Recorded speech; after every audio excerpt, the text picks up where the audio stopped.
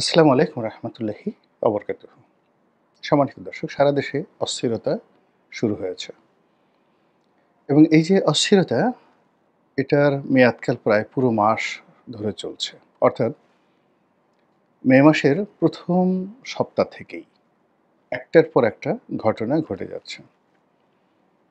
আমরা এখন পর্যন্ত কেউ বর্তমান সরকারের পদত্যাগ দাবি করিনি।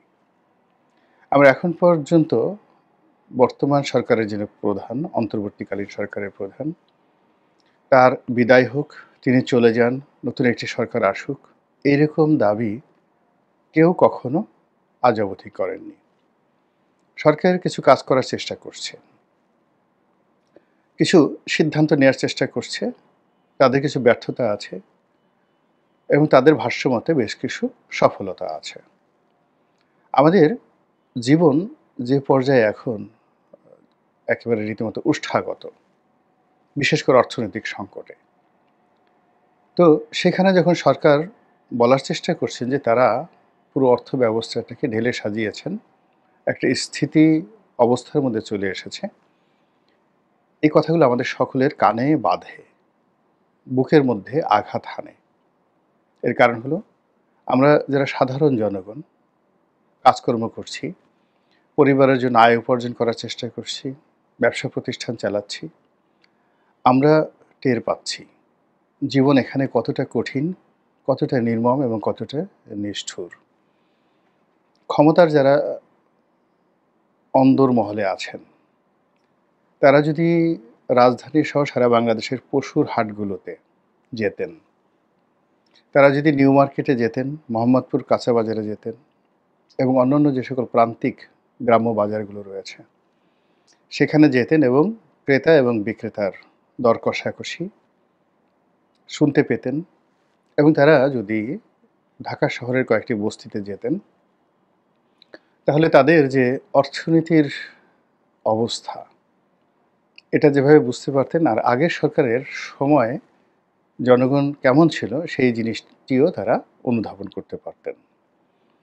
অন্যদিকে আমাদের মধ্যে যাদের একেবারে পেটের চিন্তা এই মুহূর্তে একটু কম, তাদের মস্তিষ্কে কতগুলো ভয় এই সরকার ঢুকিয়ে দিয়েছে। সেটি হলো যে এই সরকার কতদিন থাকবেন, তারপর কবে যাবেন, নির্বাচন কবে দেবেন, এরকম চিন্তা চেতনা সমাজের একটা বিশেষ শ্রেণী, যাদের আসলে পেটের যে খাবারের চিন্তা, এটা তুলনামূলকভাবে কম। তো এই মানুষগুলো চিন্তা করছেন যে ইলেকশন কবে হবে, এটা হবে, এটা হবে, এবং সেখানে সরকারের নানা রকম টালবাহানা।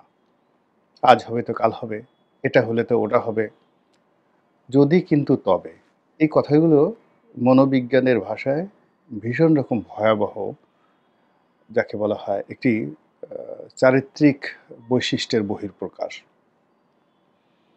কোনো মানুষ দেখবেন যে কথায় কথায় এরকম, যেমন এরকম হাত ঝুলাচ্ছে, এরকম করতেছে, এরকম করতেছে, এরকম করছে, এই মানুষগুলো থেকে সবসময় দূরে থাকবেন। এটা বিভিন্ন কারণ, অর্থাৎ মনোবিজ্ঞানের দৃষ্টিতে এবং অপরাধ বিজ্ঞানের দৃষ্টিতে। এই মানুষগুলো যা বলে তারা নিজেরা বিশ্বাস করে না, আর যা বলে তার সঙ্গে তাদের অন্তরে কোনো টান থাকে না। ২ নম্বর হলো যে তারা যা বলে, তাদের একটা ধারণা যে তাদের এই বক্তব্য লোকজন বিশ্বাস করছে না। তাদের কথাবার্তাগুলোকে তারা আরও রং চং লাগানোর জন্য, বিশ্বাসযোগ্য করার জন্য এবং মানুষের উপর নিয়ন্ত্রণ প্রতিষ্ঠা করার জন্য তারা বেশি বেশি ঘাড় ঝুলাবেন, হাসাহাসি করবেন, ওভারে স্মার্টনেস দেখাবেন এবং হাত ঝুলাবেন। এই বৈশিষ্ট্যগুলো যখনই থাকবেন, তখনই ধরে নেবেন যে সেখানে প্রতারণা হচ্ছে, এবং সেটা রাজা করুক, প্রজা করুক, ভিক্ষুক করুক, এই মানুষগুলোকে আপনি সাইকোলজিক্যালি, মানসিকভাবে বিশ্বাসযোগ্যতার পর্যায়ে আনবেন না। দুর্ভাগ্যজনক হলো সত্যি যে এখন যারা রাষ্ট্র পরিচালনা করছেন, তাদের অনেকের মধ্যে এই বৈশিষ্ট্যটি রয়ে গেছে। ফলে কি হলো যে তারা যে কথাগুলো বলছেন, সেখানে যদি এবং কিন্তু আসছে। যদি কিন্তু ভালো না, হাত ঝুলানো হচ্ছে। যেখানে হাসির দরকার নেই, সেখানে তারা হাসছেন।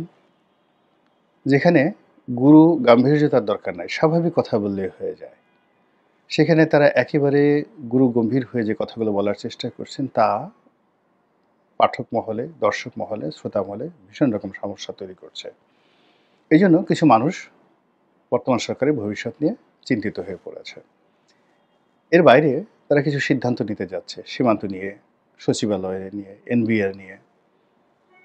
এই সিদ্ধান্তগুলো জনগণ কিন্তু কোনো অবস্থাতে মানতে পারছে না, এবং এর প্রেক্ষিতে যারা ক্ষতিগ্রস্ত হওয়ার চিন্তা করছেন, আশঙ্কা করছেন, তারা রাস্তায় নেমে এসেছেন। তারপর যারা এখানে লাভবান হবেন এর মাধ্যমে, তারা বেশ উল্লাস প্রকাশ করছেন। ফলে সমাজের মধ্যে কনফ্লিক্ট অ্যান্ড কন্ট্রাডিকশন প্রবল আকার ধারণ করছে, এবং এর প্রেক্ষিতে সরকারি কর্মকর্তা, ব্যবসায়ী, আমলা, কামলা, রাজনীতিবিদ সকলের সঙ্গে সরকারের যে দূরত্ব, এটি গত এক সপ্তাহে একেবারে রীতিমতো তেলে বেগুনে জ্বলে উঠেছে। এবং এই যে তেলে বেগুনে জ্বলে উঠেছে, এর প্রেক্ষিতে হঠাৎ করে গুজব ছড়িয়ে পড়ল যে প্রধান উপদেষ্টা তিনি পদত্যাগ করার সিদ্ধান্ত নিয়েছেন। এবং এই যে পদত্যাগ করার সিদ্ধান্ত নিয়েছেন, এটি আবার তারা বুঝতে পারলেন যে এটা একটা আত্মঘাতী সিদ্ধান্ত। আবার সেখান থেকে তারা সঙ্গে সঙ্গে ইউটার্ন করলেন এবং বললেন যে না, তারা পদত্যাগ করবেন না। রাজনৈতিক দলগুলোর সঙ্গে বৈঠক করলেন, এবং বৈঠক করতে গিয়ে তারা সেই আগের সেই যদি এবং কিন্তু, কম যদি হয় সংস্কার, তাহলে ডিসেম্বর মাসে, বেশি সংস্কার হলে জুন মাসে, এবং তারা 2026 সনের জুন মাসের 30 তারিখের পরে একদিনও থাকবেন না বলে বক্তব্য দিয়েছেন তাদের যে প্রেস সচিব তিনি। এখন প্রশ্ন হলো যে জুন মাসের 30 তারিখের পরে তিনি কোথায় যাবেন 2026 সনের?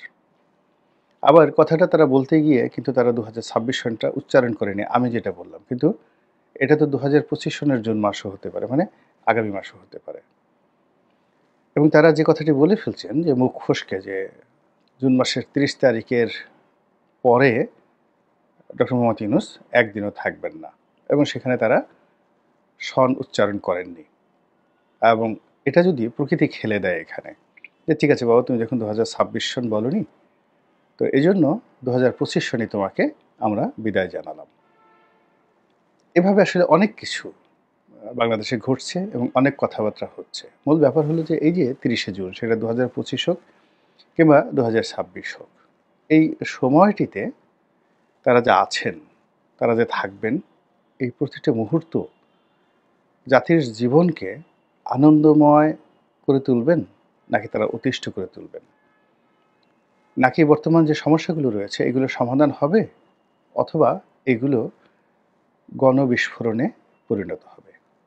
এই বিষয়গুলো নিয়ে খোলামেলা আলোচনা যেভাবে চলছে, তাতে প্রায় প্রতিটি দিন সরকারের জন্য অস্বস্তিকর, অবমাননাকর, এবং যাকে বলা হয় সরকার ক্রমশ নিয়ন্ত্রণহীন হয়ে পড়ছে, আঘাত হানে।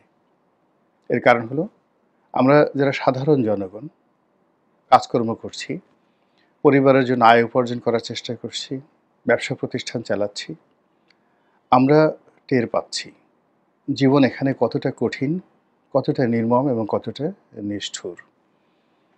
ক্ষমতার যারা অন্দর মহলে আছেন, তারা যদি রাজধানী সহ সারা বাংলাদেশের পশুর হাটগুলোতে যেতেন, তারা যদি নিউ মার্কেটে যেতেন, মোহাম্মদপুর কাঁচা বাজারে যেতেন, এবং অন্যান্য যে সকল প্রান্তিক গ্রাম্য বাজারগুলো রয়েছে সেখানে যেতেন, এবং ক্রেতা এবং বিক্রেতার দর কষাকষি শুনতে পেতেন, এবং তারা যদি ঢাকা শহরের কয়েকটি বস্তিতে যেতেন, তাহলে তাদের যে অর্থনীতির অবস্থা, এটা যেভাবে বুঝতে পারতেন, আর আগের সরকারের সময় জনগণ কেমন ছিল সেই জিনিসটিও তারা অনুধাবন করতে পারতেন।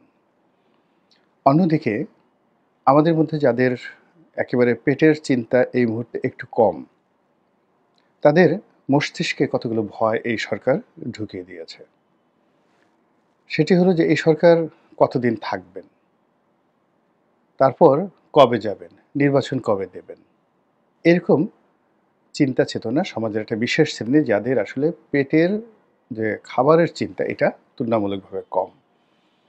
তো এই মানুষগুলো চিন্তা করছেন যে ইলেকশন কবে হবে, এটা হবে, এটা হবে, এবং সেখানে সরকার নানা রকম টালবাহানা, আজ হবে তো কাল হবে, এটা হলে তো ওটা হবে, যদি কিন্তু তবে, এই কথাগুলো মনোবিজ্ঞানের ভাষায় ভীষণ রকম ভয়াবহ, যাকে বলা হয় একটি চারিত্রিক বৈশিষ্ট্যের বহিঃপ্রকাশ।